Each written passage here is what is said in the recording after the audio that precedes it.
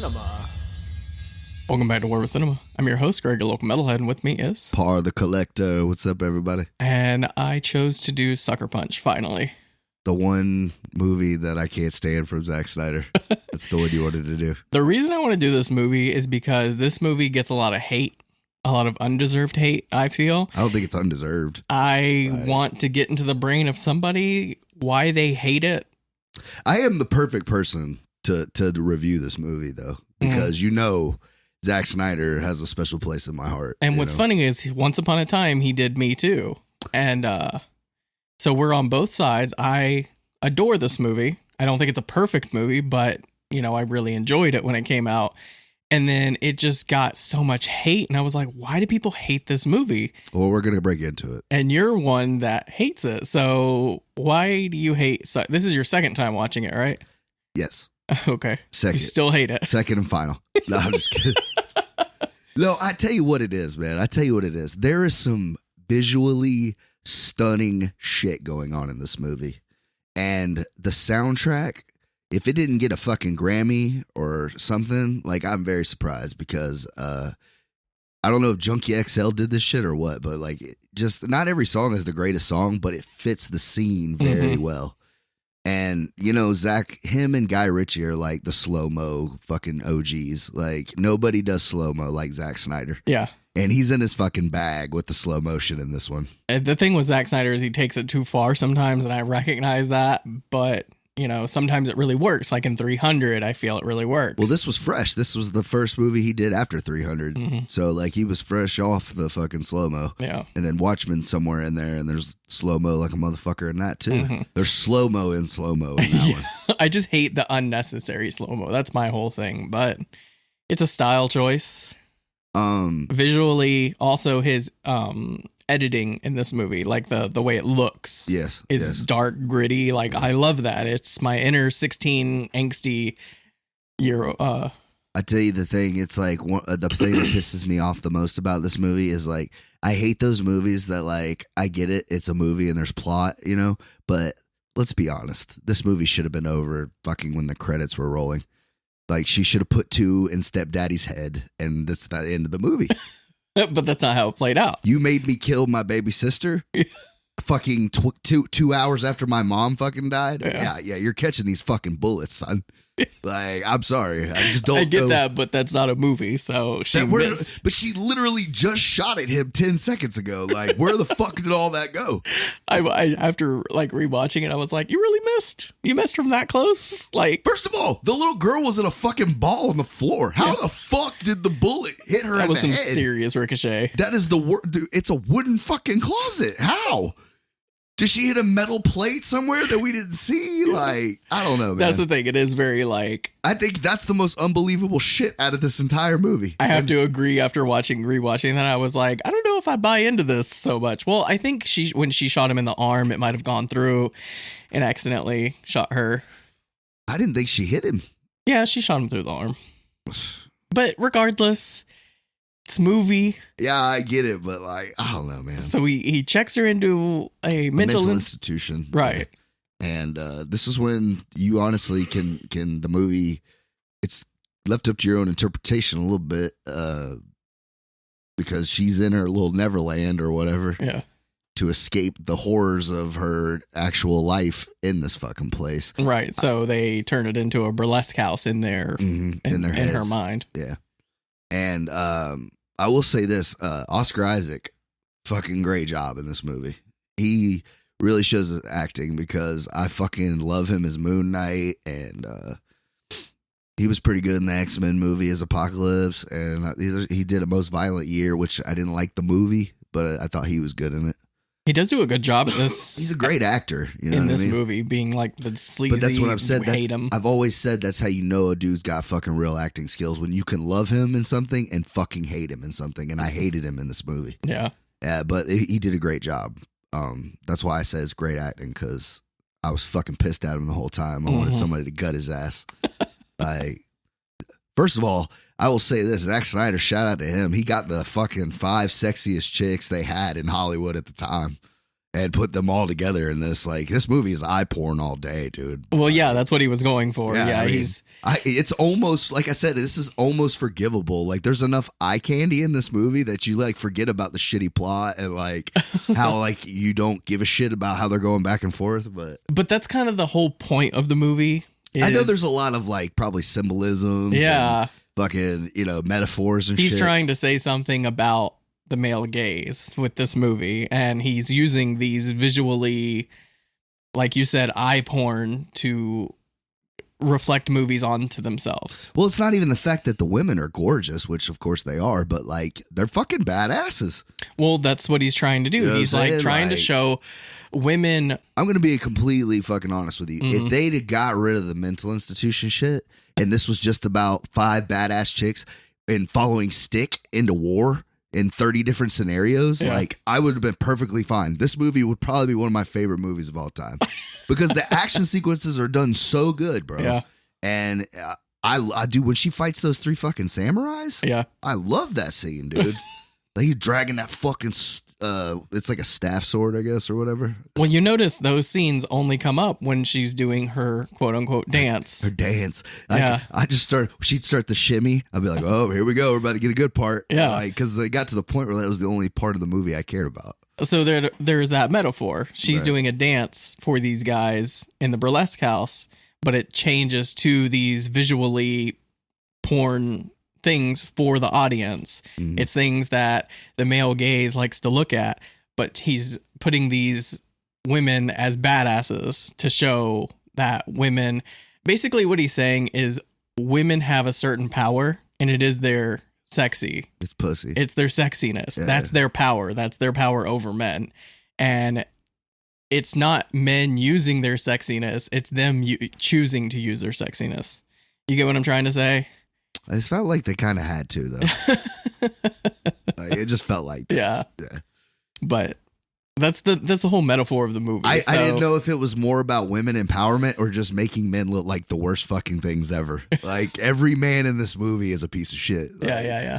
They did a really good job of painting the worst side of men. There's only like one good guy, and he's it's the 80-year-old dude who probably doesn't care anymore. Yeah. Like, no. The guy that gives her he's like, you need to get these weapons. Yeah, it's like I've been calling him Stick through the whole movie. Stick. Okay. Because that's who he played in Daredevil. Oh, okay. I missed that. That went over my head. Yeah, he was Daredevil's Scott Glenn. Yeah. Wise Man. It's credited as Wise Man. Yeah. That's funny. I had the subtitles on for a couple minutes and it said that. It was I was see. Wise Man, what the fuck? Yeah. Because he doesn't get a name, so I just was calling him Stick because that's what he was on Daredevil. I see what you're saying. But I mean, he was cool. I mean, I guess he's like their fairy grandfather. You know what I'm saying? Like they're to help him out and their subconscious. I have theories on this. It's my own personal theory. The guardian angel. Well, in the beginning of the movie, she has that dialogue, and there is a part that I caught. She's like, it could be an old man. It can be an old man or a little girl. Yeah. And I think he is quote unquote God, and Baby Doll is the guardian angel, and Sweet Pea is the one that they're saving. Oh yeah, she's the one that gets away. Yeah. And at the end of the movie, Baby Doll even says, this wasn't my story. I was never the main character. Yeah. She said, this was never my story. So showing that this was actually Sweet Pea's story, that Baby Doll is actually the guardian angel over Sweet Pea. I loved how they all had nicknames and then you just had Amber. Yeah. Did you ever pick up on that? I didn't even think about that, but there is something there that you had Rocket. You had Blondie, who was brunette or dark haired. Mm-hmm. Sweet Pea. You had Sweet Pea. Baby Doll. And then you got Amber. Well, Amber's also the one that always drove the mechanics. You notice that she was the one in the mech. Then she was the one driving the airplane. I think he's trying to say something there. I don't know what it is, but she's a badass in her own way. Mm-hmm. I don't know. She's tech support. Yeah, she's tech support.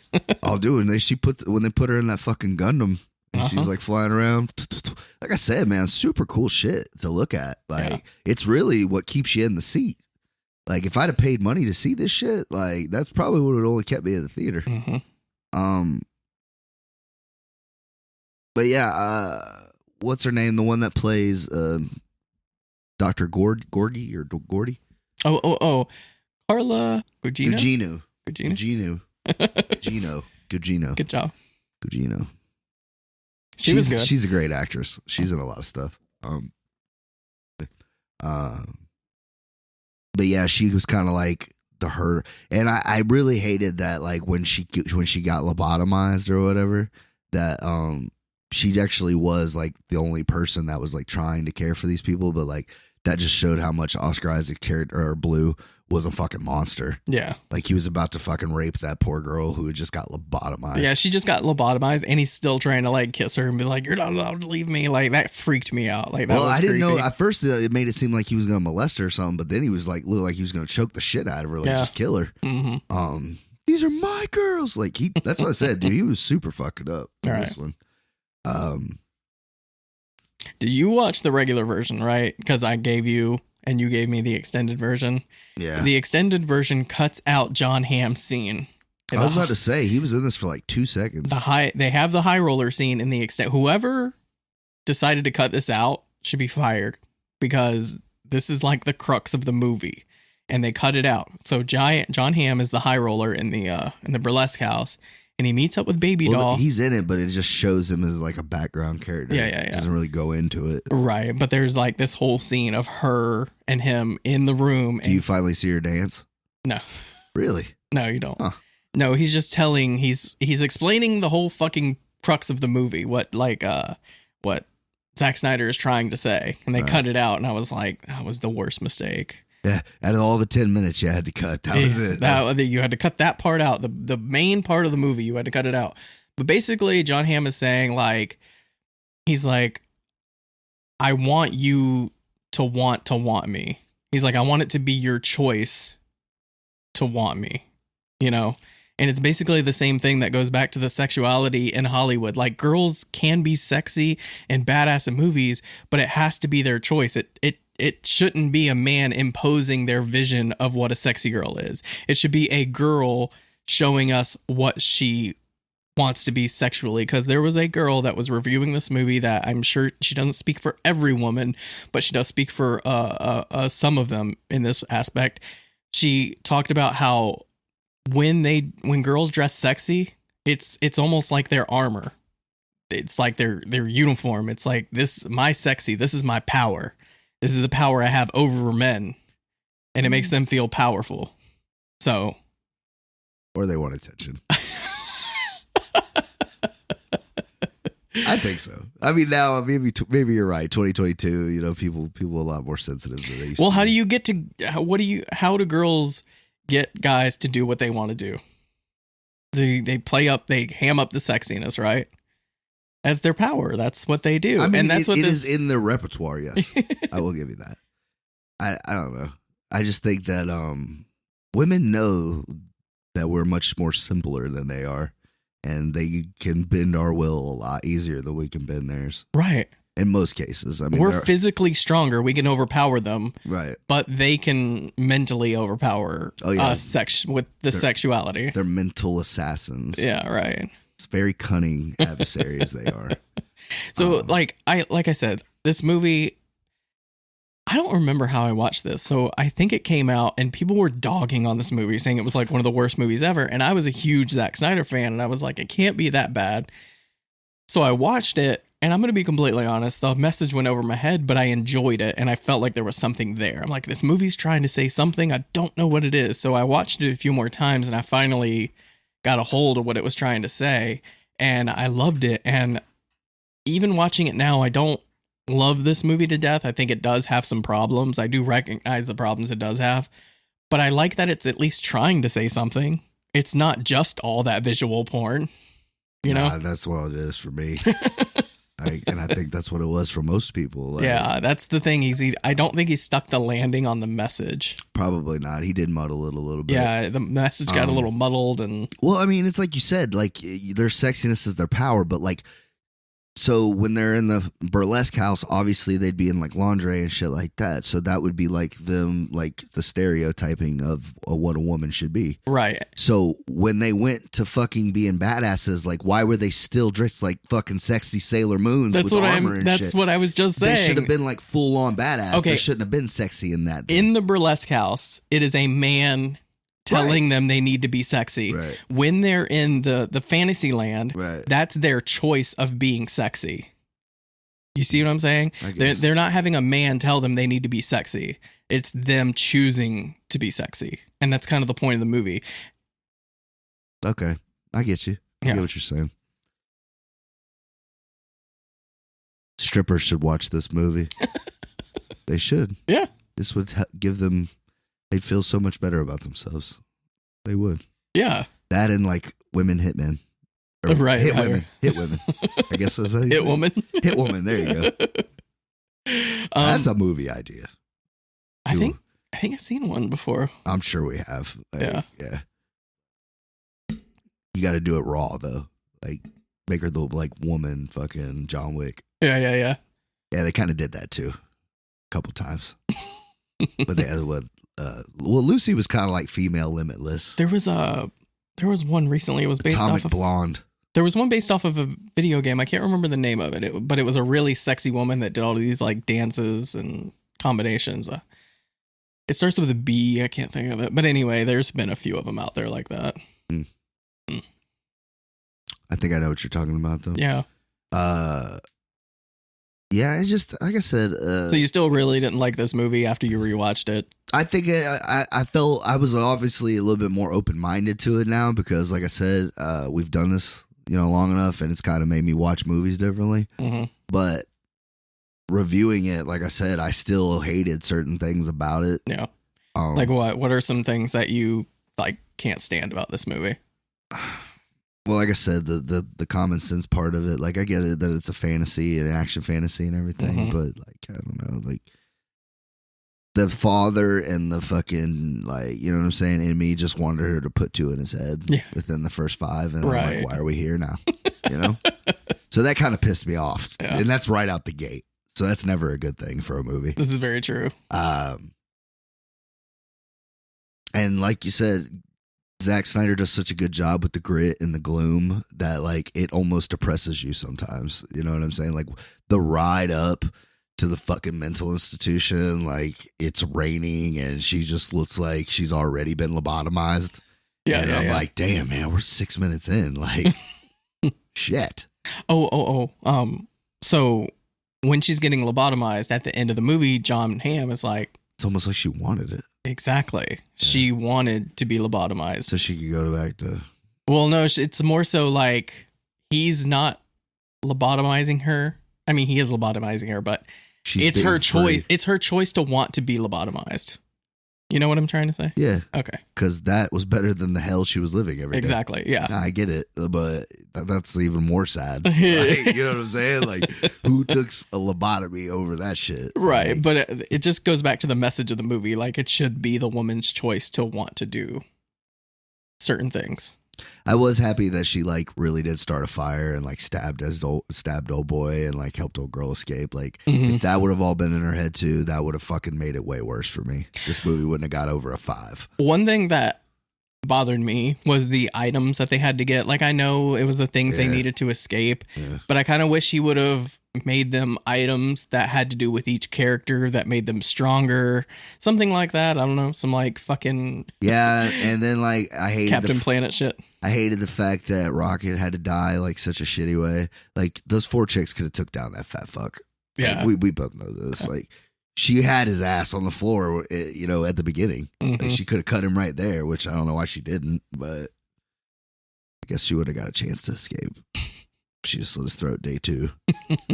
But what was the fire? Because it shows she lit something on fire. She set the broom closet and shit on fire. Because, like, here's my thing also that I was like, how fucking bad are y'all treating these fucking poor women?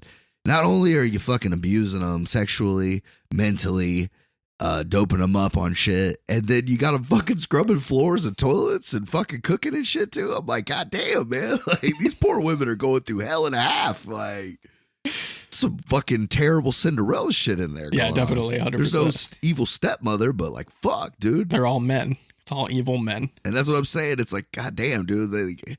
Who hurt Zack Snyder? Right. The motherfucker got some dad issues for real. He's got some fucking skeletons in the closet when it comes to women. Yeah. Yeah, so it's like that. But like I said, like every time I would be like pissed off about, what she was doing and like, that part of the plot, she would start that sway and I'd be like, all right, here we go. And then like it just got better and better when they kept going back. I loved the zombie Nazis. Those were cool as shit. Like they're steam powered and shit. Like I like that. I was like, fuck, dude. And that's why I said if they'd have just used that shit, that would have made a way better movie, dude. Way better movie. I'm sorry. Oh, it's so funny. I told you, man. Like I am Mr. Zack Snyder. I was gonna say that I am the Snyder Cut. Release the Snyder Cut, dude. It's just funny because those scenes are the ones that are like making fun of movies like that, and you're like, I want more of that shit. It's just kind of funny to me. They were badass scenes. I think he made them a little too badass. If you're gonna go over the top, bro, fucking go for it, dude. And he did, man. She slayed that fucking dragon. I was like, hell yeah. Yeah, I have to admit, like.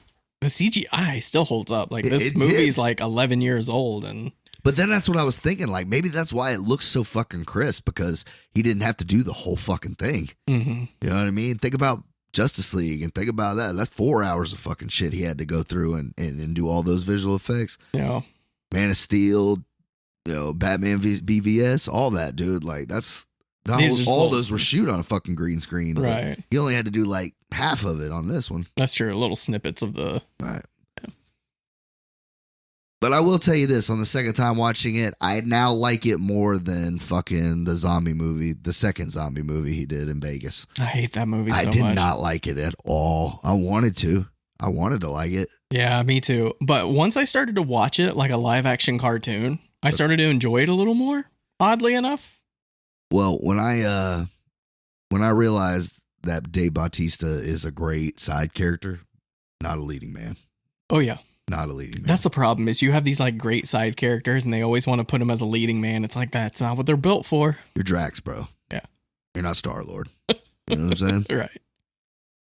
Chris Pratt had to lose a lot of weight to be Star Lord. I get it. You're buff and shit. You used to wrestle. Like I get it, bro. But like, well, apparently they did another one too, didn't they? Based off of that one. There's like a second part to it. Of the zombie movie. Oh, I don't know. Yeah, there was another one that came out after that. It's called something else. Like there's Army of the Dead. This one is. That was the one that came out on Netflix. Yeah. That's the one we're talking about. And then they came out with another one that was like Thieves of the Dead or something like that. I think I remember hearing about it, but Zack Snyder did that one too. I assumed he did. I didn't even look into it because I've kind of Zack Snyder'd out. I've kind of checked out with Zack Snyder, if I'm being honest. I ain't gonna lie, dude. This shit depressed me so much. I had to pop in the old Snyder Cut, bro. Cheer me up, dude. You and the fucking Snyder Cut. It's not that good. It's that fucking good, bro. It's good, but it's not like... He gave us exactly what we wanted. Exactly what we wanted, bro. Sure, it took 4 hours, but you know what? It flies for me. Yeah. It does. Doesn't even feel like it. It's like watching The Godfather. I don't know anybody that likes it as much as you. Like, I think it's fine. Like, it's a better movie, but it's still not like the greatest superhero movie ever made. It's on my top 5. It's in my top 5. But yeah, I loved Watchmen. Watchmen's good too. And you know what? I didn't like Watchmen the first time I saw it. Really? I went back and ended up Rorschach saved it for me. Yeah, Rorschach was the best. Yeah, that dude is awesome. Like, I would like to have seen more Rorschach, you know? Definitely.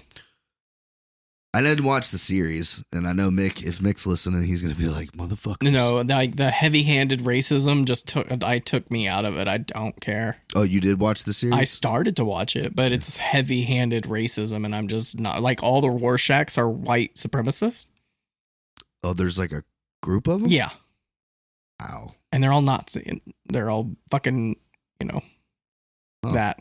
And I was like, no, I'm good. I don't want all this. Are they sticking to the source material on it? I don't know what they're doing. I haven't read Watchmen, honestly. Like, I started reading the Doomsday Clock. I got like the first issue of it. Never bought it anymore. Really? But they got DC characters in that too. I see.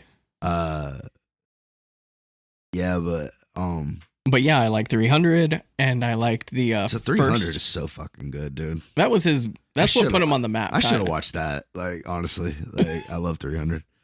And then the first zombie movie he did. Oh yeah, fucking Day of the Dead. Yeah, that's a good one. I didn't know it was or him. Dawn of the Dead. Sorry, Dawn of the Dead. Yeah, for the longest time, I didn't know it was him. That was his first movie. Yeah. I love Man of Steel. I hated it. I loved all of his superhero movies. That's where I checked out. After I was excited for Man of Steel. I'm like, Zack Snyder is directing it.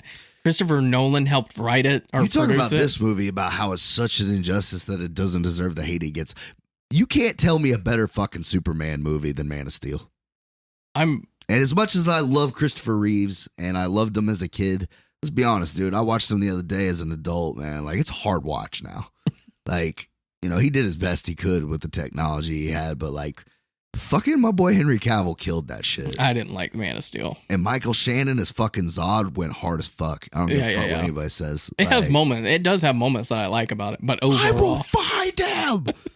Laura. Like, that shit was hard, dude. I will go on a Man of Steel tirade if we might do it next. We might do it next. Keep fucking with me. But yeah, I was just trying to think of the other movies that I really liked of his. But I really liked this one. Going over the symbolism and the metaphors and everything in the movie, there's not much else to sink my teeth into. Like, once you like get everything out there. Well, that's what I said. I thought we hit most of the bases with it. It just I knew you were gonna want to know my rating on it, like what I was gonna give it. Mm-hmm. What do you think I gave it?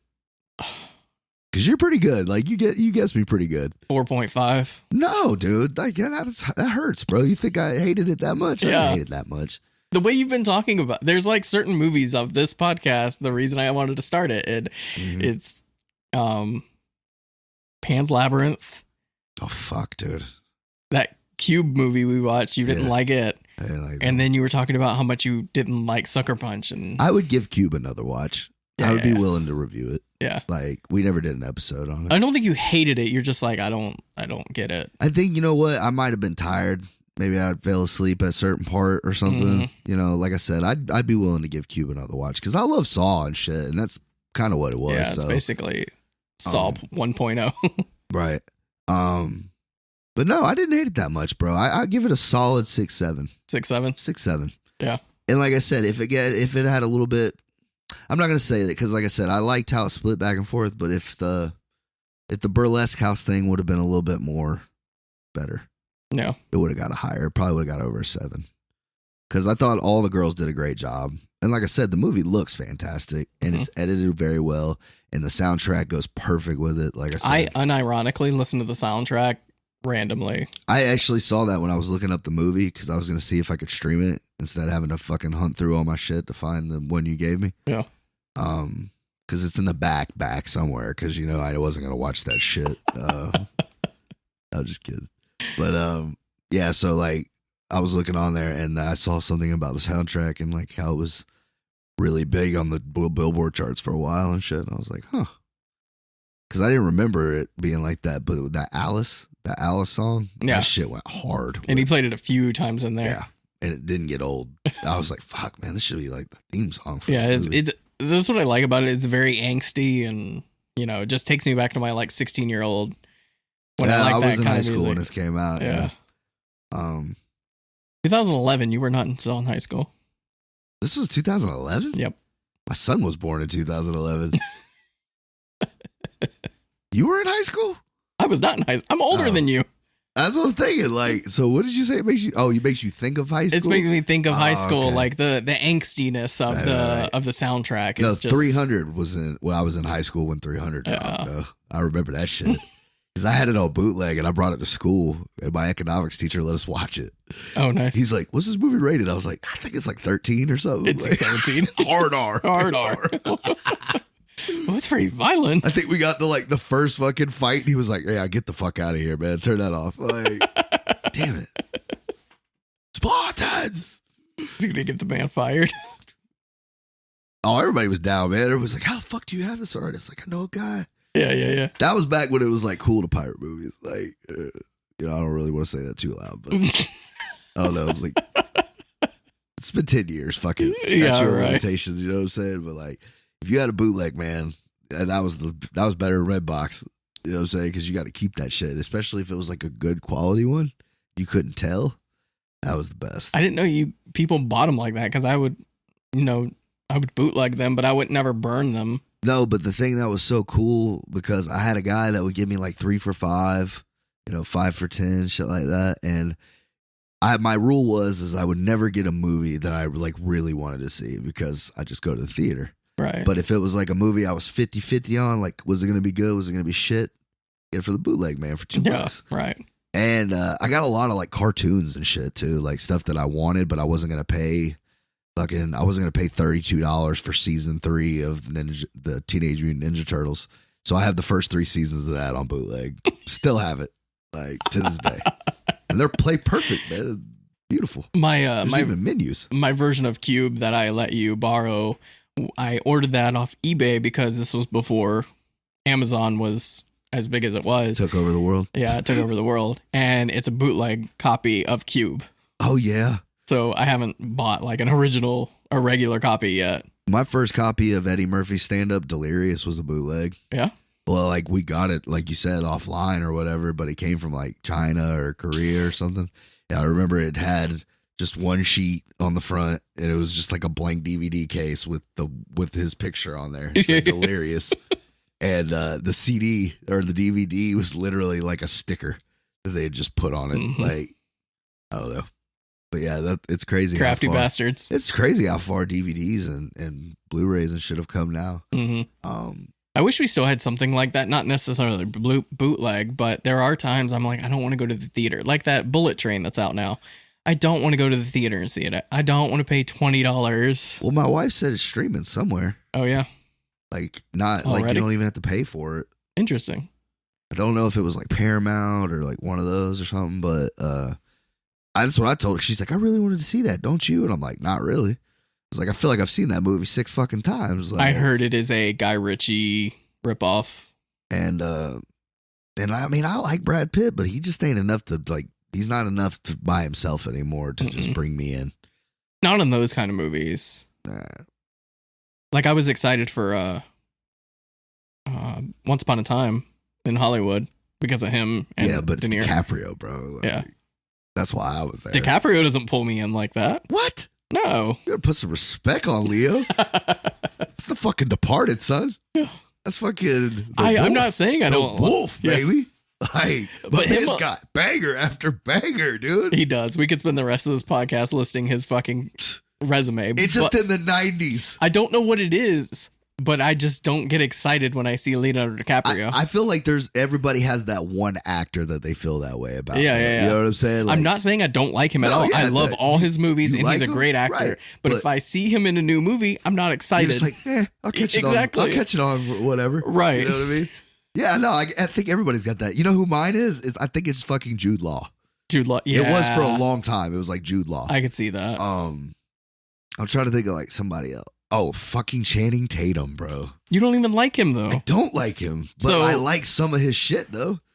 Like, I'm not going to lie, man. I don't think that Step Up is the worst movie ever, bro. He can really pop and lock. And he loved that girl. You know? I'm just kidding. That movie sucked ass. Give a shit how he dances. That new one with her. The one with him and Sandy was actually pretty funny. It was pretty funny. I actually liked it. Yeah. And Brad Pitt had a funny cameo in that too. Right. He's so fucking handsome. My dad was a weatherman. I expected to not like that as much as I did. Dude, you want to talk about a movie going in that I was going to hate it? That was when I was actually pleasant surprised. Right. And like, that was one I watched for free. But I wouldn't have been mad if I'd paid $10 for that. You right. know? Not much more, but you know what I mean?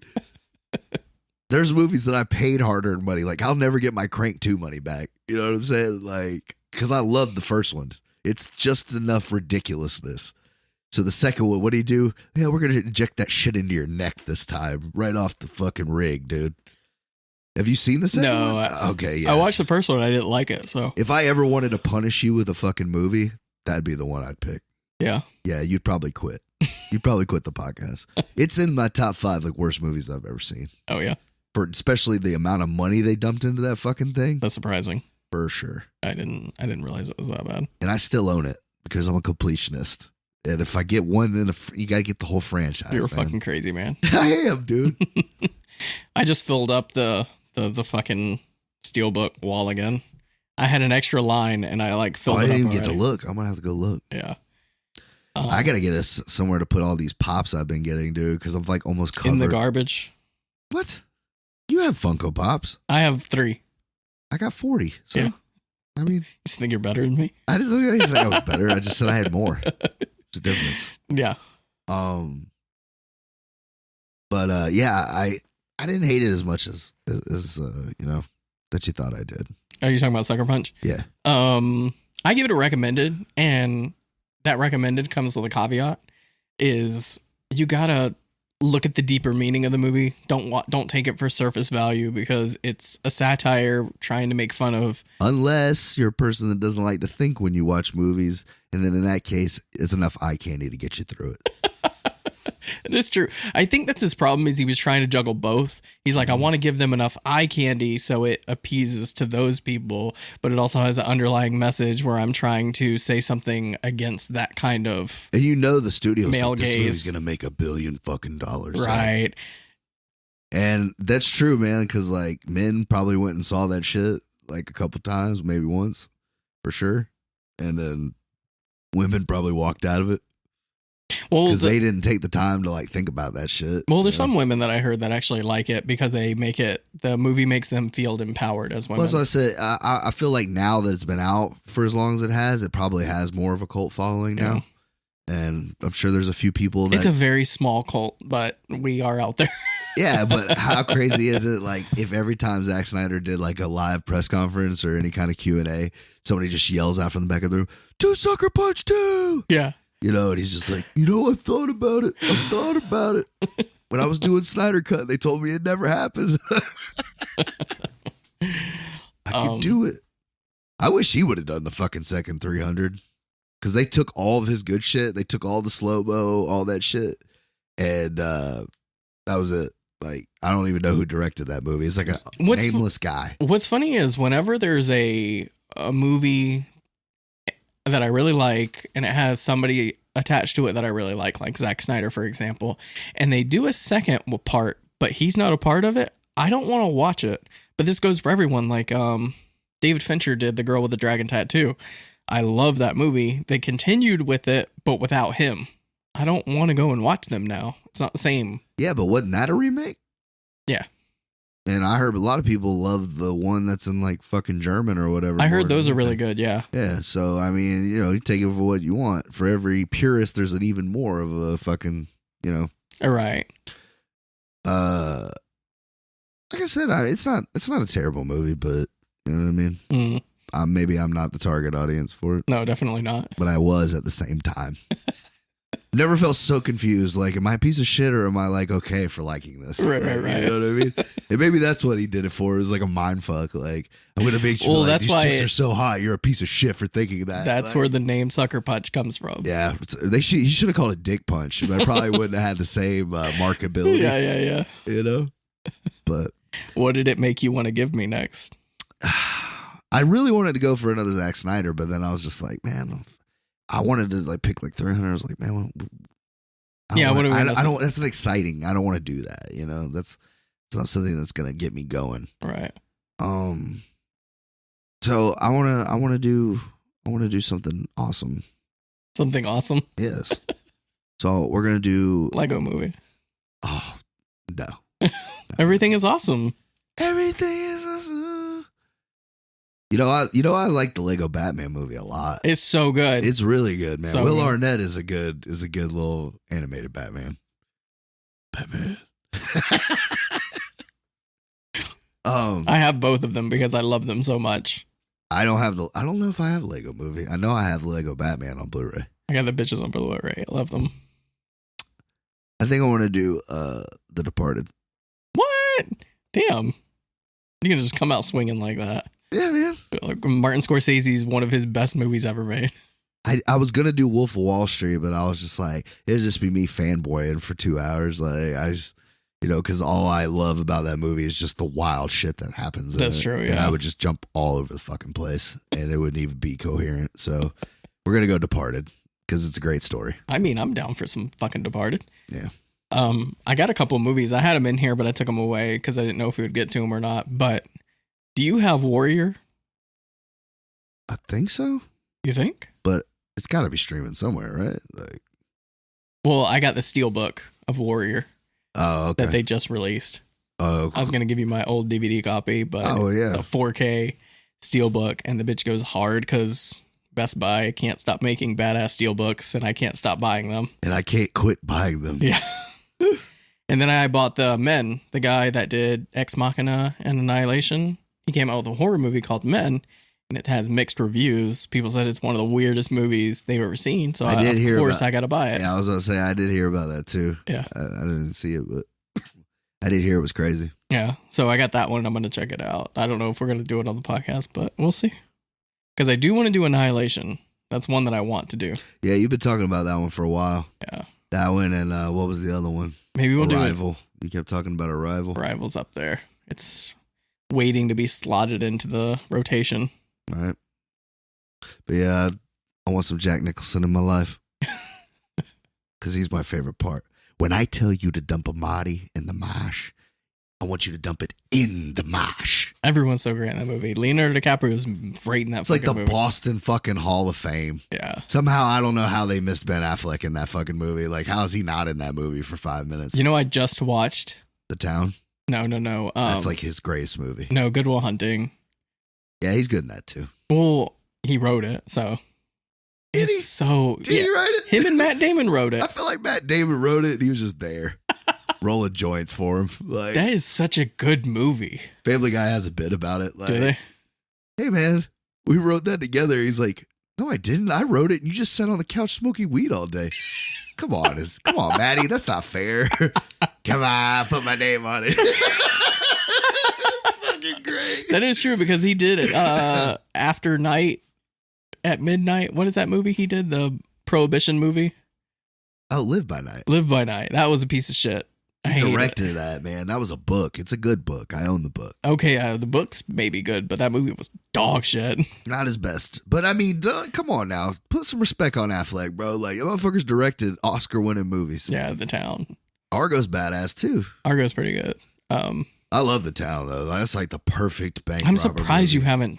we haven't Pick done The that Town, yet. I know, man. But like, I went so hard on Affleck for a while. I was like, I got to give him a break. He's going to fucking quit because this is not a Ben Affleck, but it is the unofficial Ben Affleck podcast, ladies and gentlemen. We love you, Batfleck, forever. Yeah. Well, I don't have anything else, do you? Nah, man, it was a good episode, though. Yeah. I hope I gave you, I hope I satisfied your need to talk No, about you didn't, Suckerpunch. but I'm glad we finally did it. I didn't satisfy it. No, just fucking with I you. was gonna say, I feel like you got it out. Yeah, I finally talked about it. I got my Sucker Punch fucking out of my system so I can leave this movie alone and move on with my life. He's been wanting to argue about this movie for 3 years. I have. So, like, I was saying, I hope he liked it. Yeah. Yeah, it was a good talk. But The Departed. Yeah, man. Next week, right? Till then. Later. Later.